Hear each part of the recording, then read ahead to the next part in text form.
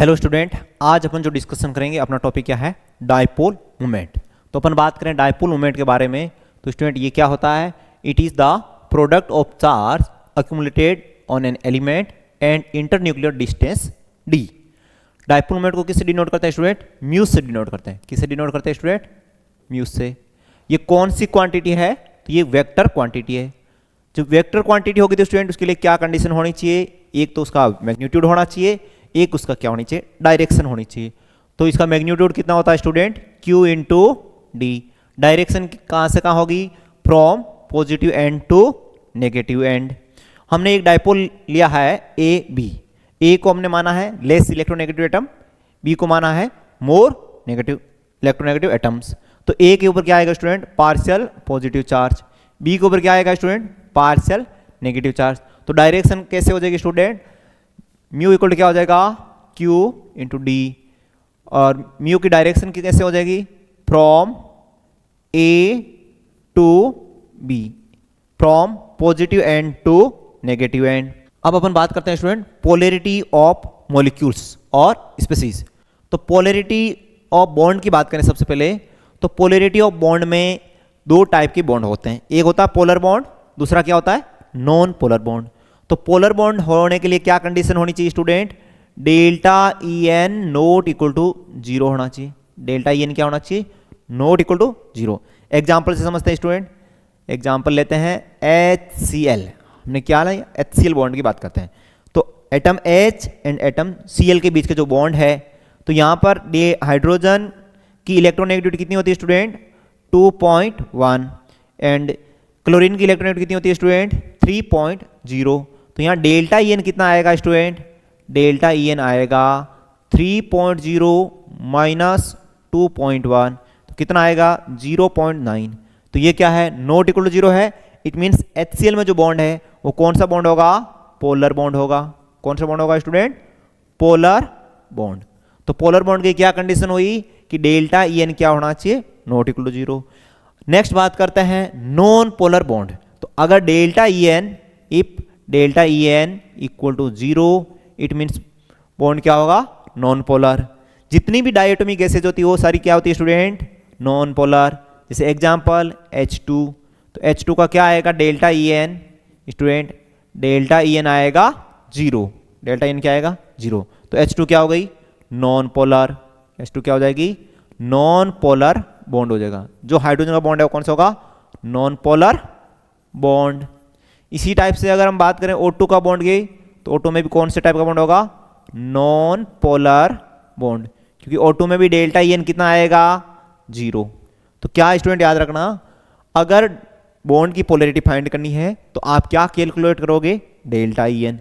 अगर delta E N zero आ रहा है तो बॉन्ड कौन सा होगा, नॉन पोलर। और delta E N not equal to zero आ रहा है तो बॉन्ड क्या होगा, पोलर। अब स्टूडेंट अपन बात करेंगे पोलैरिटी ऑफ मॉलिक्यूल की। अब किसकी बात करेंगे, पोलैरिटी ऑफ मॉलिक्यूल्स के बारे में बात करेंगे। तो मॉलिक्यूल की पोलैरिटी कैसे चेक करेंगे, मॉलिक्यूल की पोलैरिटी देखना है तो अपन देखेंगे म्यू। अगर student mu not equal to zero है तो मॉलिक्यूल क्या होगा, polar. Mu not equal to zero तो मॉलिक्यूल क्या होगा, पोलर।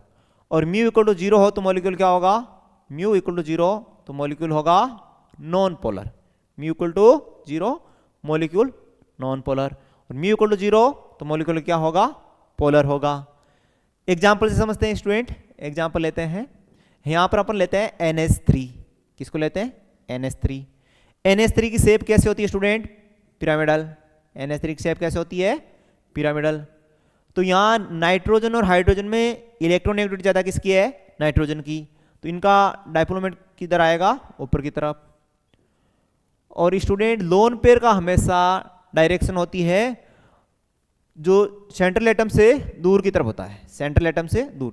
तो सारे वेक्टर की डायरेक्शन ऊपर की तरफ आ रहा है। तो यहाँ स्टूडेंट म्यू क्या आएगा, म्यू आएगा नोट इक्वल टू जीरो। जो म्यू नेट आएगा वो कितना आएगा, नोट इक्वल टू जीरो। तो NH3 फिर कौन सा मॉलिक्यूल होगा, पोलर मॉलिक्यूल। NH3 कौन सा होगा, पोलर मॉलिक्यूल। अब अपन बात करते हैं नॉन पोलर मॉलिक्यूल के लिए। तो नॉन पोलर मॉलिक्यूल के लिए क्या होना चाहिए, डायपोल मोमेंट जीरो। इसका एग्जांपल लेते हैं हम BCl2। BCl2 तो BCl2 में स्टूडेंट स्ट्रक्चर किस टाइप की होती है, लीनियर। BCl2 की स्ट्रक्चर क्या होती है, लीनियर। तो यहाँ जो ये Be और Cl बॉन्ड है और ये Be और Cl बॉन्ड है, आपस में इनका डायपोल मोमेंट एक दूसरे से क्या हो जाएगा, कैंसिल। इसका इधर म्यू है और इसका म्यू इधर, तो दोनों एक दूसरे में कैंसिल हो जाएगा। तो यहाँ म्यू नेट क्या आएगा, यहाँ भी म्यू नेट 0 आएगा। तो अगर म्यू नेट 0 है तो क्या होगा student, mu net 0 means non polar molecule, और म्यू नेट 0 नहीं है तो कौन सा होगा, पोलर मॉलिक्यूल। अब आगे बात करते हैं स्टूडेंट, क्वेश्चन डिस्कशन करते हैं एक, comment on polarity of molecule. Comment of polarity of molecule, तो हम किसकी मॉलिक्यूल, हम देखते हैं CO2 की पोलैरिटी। तो स्टूडेंट बताइए CO2 क्या है, परफेक्ट मॉलिक्यूल है। परफेक्ट मॉलिक्यूल होने के लिए क्या होना चाहिए, सराउंडिंग एटम सेम होना चाहिए, उसके ऊपर लोन पेयर प्रेजेंट नहीं होना चाहिए। ओके स्टूडेंट, तो यहां पर CO2 की भी क्या है, परफेक्ट मॉलिक्यूल है और लीनियर मॉलिक्यूल है, तो इनका डायपोल मोमेंट आपस में क्या हो जाएगा, कैंसिल आउट हो जाएगा। एक CO बॉन्ड का कौन सी साइड में होगा, लेफ्ट डायरेक्शन, दूसरे CO का राइट साइड में होगा, तो आपस में क्या हो जाएगा स्टूडेंट, कैंसिल। तो यहाँ म्यू नेट क्या आएगा स्टूडेंट, 0। म्यू नेट 0 आएगा तो CO2 क्या हो जाएगा, नॉन पोलर। क्या हो जाएगा स्टूडेंट, नॉन पोलर। नेक्स्ट बात करते हैं AlCl3 के बारे में। अपन को AlCl3 का डायपोल मोमेंट देखना है, तो सबसे पहले अपन क्या बनाएंगे स्टूडेंट, उसकी शेप बनाएंगे। अगर शेप परफेक्ट आएगी तो सिंपल क्या बोल देंगे, डायपोल मोमेंट 0। तो यहाँ AlCl3 की कौन सी शेप आ रही है, शेप आ रही है ट्राइगोनल प्लेनर। ट्राइगोनल प्लेनर, तो ट्राइगोनल प्लेनर शेप क्या है इसकी, परफेक्ट शेप है। तो परफेक्ट शेप है तो म्यू कितना होगा स्टूडेंट, कैंसिल आउट हो जाएगा एक दूसरे से, तो म्यू कितना आएगा, म्यू नेट आएगा 0। तो म्यू नेट आएगा 0, तो म्यू नेट 0 आएगा तो AlCl3 कौन सी मॉलिक्यूल होगा, पोलर या नॉन पोलर, तो ये होगा नॉन पोलर। कौन सा होगा, नॉन पोलर। नेक्स्ट एग्जांपल है अपना SF6। नेक्स्ट एग्जांपल कौन सा है, SF6। SF6 में भी क्या है स्टूडेंट, ये भी क्या है, परफेक्ट मॉलिक्यूल है। SF6 भी क्या है, परफेक्ट मॉलिक्यूल। आप स्ट्रक्चर बना के देख सकते हैं, तो ये भी क्या है, परफेक्ट मॉलिक्यूल है। तो परफेक्ट मॉलिक्यूल है, आपस में क्या हो जाएगा स्टूडेंट, कैंसिल आउट हो जाएगा, ये ऊपर नीचे ये इधर, तो ये सारे 180 पे हैं, तो क्या हो जाएगा स्टूडेंट, कैंसिल आउट। सारों का क्या हो जाएगा, कैंसिल आउट हो जाएगा। तो ये इसका भी म्यू नेट क्या आ रहा है, म्यू नेट 0। ये भी कौन सी होगी, नॉन पोलर मॉलिक्यूल। कौन सा मॉलिक्यूल होगा स्टूडेंट, नॉन पोलर मॉलिक्यूल। इसी टाइप से आप CH4 का डायरेक्ट बता सकते हो, क्या होगा, CH4 का भी म्यू नेट क्या आएगा, 0। क्यों, बिकॉज CH4 भी क्या है, परफेक्ट मॉलिक्यूल। एक और एग्जांपल ले लेते हैं अपन SF4। कौन सा ले लेते हैं स्टूडेंट, SF4। SF की आप स्ट्रक्चर बना के देखिए SF4 की, तो स्टूडेंट आपको पता हो तो SF4 की स्ट्रक्चर कौन सी होती है, सीसो। कौन से टाइप की होती है, सीसो। तो ये क्या है, नॉट परफेक्ट है, नॉट परफेक्ट। नॉट परफेक्ट होने का मतलब क्या होगा, यहाँ mu net not equal to 0। Mu net क्या होगा, नॉट इक्वल टू 0। तो ये कौन सा हो जाएगा, पोलर मॉलिक्यूल। कौन सा होगा student, polar molecule. Next question पे बात करते हैं student, comment on polarity of given species. तो अपनी इस बार कौन सा एग्जांपल ले रहे हैं, PCl5। तो सिंपल आप डायरेक्ट आंसर दे सकते हो, PCl5 क्या है, परफेक्ट मॉलिक्यूल। स्टूडेंट क्या है, परफेक्ट मॉलिक्यूल। परफेक्ट मॉलिक्यूल है तो म्यू कितना आएगा, 0। परफेक्ट मॉलिक्यूल है तो म्यू कितना आएगा, म्यू नेट आएगा 0। म्यू नेट कितना आएगा, 0। ओके, अब अपन बात करते हैं PF2Cl3 के बारे में। किसके बारे में बात करते हैं, PF2Cl3 के बारे में। तो PF2 की सबसे पहले आप क्या बनाओगे स्टूडेंट, शेप। अपन चेक करेंगे कि मॉलिक्यूल परफेक्ट है या नहीं है। तो यहां पर देखो, क्लोरीन कहां पर आएगा, एक्सियल पोजीशन पे। क्लोरीन कहां पर आएगा, इक्वेटोरियल पोजीशन पे। तो आपको पता होगा ये कौन सी ज्योमेट्री है, ट्राइगोनल बाइपिरामिडल। ट्राइगोनल बाइपिरामिडल में एक्सियल पोजीशन पे कौन आता है, मोर इलेक्ट्रोनेगेटिव। एक्सियल पोजीशन पे कौन आता है, more electronegative atom. Equatorial position पे कौन आता है, लेस इलेक्ट्रोनेगेटिव। तो फ्लोरीन और क्लोरीन में मोर इलेक्ट्रोनेगेटिव कौन है, फ्लोरीन। तो फ्लोरीन कहां पर आएगा, एक्सियल पोजीशन पे, क्लोरीन कहाँ पर आएगा, इक्वेटोरियल पोजीशन पे। तो अब देखो क्लोरीन आपस में क्या हो रहा है, एक ट्राइंगल बना रहा है, तो इनका आपस में म्यू नेट कितना आ जाएगा, म्यू नेट 0। और यहाँ फ्लोरीन भी कहाँ पर है, 180 डिग्री पे है, तो इनका भी म्यू नेट कितना आ जाएगा, 0। तो यहाँ पर ओवरऑल म्यू नेट कितना आ रहा है, म्यू नेट 0 आ रहा है। तो ये कौन सा मॉलिक्यूल होगा स्टूडेंट, नॉन पोलर। कौन सा होगा, नॉन पोलर मॉलिक्यूल। कौन सा होगा, नॉन पोलर। नेक्स्ट एग्जांपल की बात करते हैं, XeF4। तो स्टूडेंट अब XeF4 सबसे पहले देखेंगे परफेक्ट है कि नहीं है। तो आप यहां देख रहे हो कि XeF4 के ऊपर क्या है, लोन पेयर आ रहा है, तो परफेक्ट नहीं है। फिर भी जब परफेक्ट नहीं है तो क्या करना पड़ेगा, चेक करना पड़ेगा। जब परफेक्ट नहीं है तो चेक करना पड़ेगा। तो XeF4 की किस टाइप का बनता है, स्क्वायर प्लेनर। और इसके ऊपर लोन पेयर कितने होते हैं, 2 लोन पेयर होते हैं। लोन पेयर एक कितने डिग्री के एंगल पे होते हैं, 180 का। तो लोन पेयर आपस में एक दूसरे का कैंसिल आउट कर देते हैं। लोन पेयर से डाइपोल मोमेंट कैंसिल हो जाएगा, और फ्लोरीन का फ्लोरीन से कैंसिल आउट हो जाएगा। तो यहां पर भी म्यू नेट कितना आ रहा है स्टूडेंट, यहां पर भी म्यू नेट 0 आ रहा है, यहां पर भी म्यू नेट क्या आ रहा है स्टूडेंट, 0। तो ये भी कौन सा मॉलिक्यूल होगा, ये भी नॉन पोलर मॉलिक्यूल। कौन सा होगा, नॉन पोलर मॉलिक्यूल। आपको समझ आया स्टूडेंट। नेक्स्ट एग्जांपल की बात करें, नेक्स्ट एग्जांपल कौन सा स्टूडेंट, SO4-2।